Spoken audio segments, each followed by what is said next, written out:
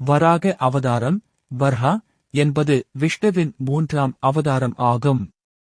இதில் இவர் காட்டுப்பன்றி வராகர் அவதாரம் எடுத்தார். பூமியை கைப்பற்றி கடலுக்கடியில் எடுத்துச் சென்ற இரணியகசிப்புவின் தம்பியான இரண்யாட்சன் என்ற அசுரருடன் வராக அவதாரத்தில் விஷ்ணு 1000 ஆண்டுகள் போர் செய்து இரண்யாட்சனை கொன்றுவிட்டு அவர் பூமியை திக்கிக் கொண்டு வந்து சூரிய குடும்பத்தில் அதை வைத்தார். 1 சதபத பிராமணம், தைத்தரிய ஆரண்யகம், இராமாயணம் போன்ற இலக்கியங்களில் இந்த அவதாரத்தினைப் பற்றி கூறப்பட்டுள்ளது.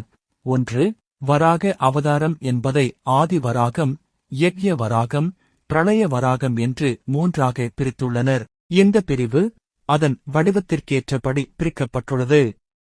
மகாவிஷ்ணு கட்டுப்பன்றி உருவில் 7 உலக மண்ணையும் இடறிப் பார்த்தது மட்டுமில்லாமல் அவர் சிவனை ஒரு நெருப்பு தூணாக இலிங்கோத்பவர் என்று அவர் உருவம் எடுத்தபோது அவரின் அடியை கண்டுபிடித்து மற்றும் அவரையும் பிரம்மனை ஒரு அன்னமாக ஹம்சர் என்று அவர் உருவம் எடுத்தபோது அவரையும் பூமியையும் சேர்த்து மூவரையும் தன் தந்தங்களால் தூக்கி எடுத்து அவர்தான் பரபிரம்மன் என்று நிரூபித்தார் எல்லோருக்கும்.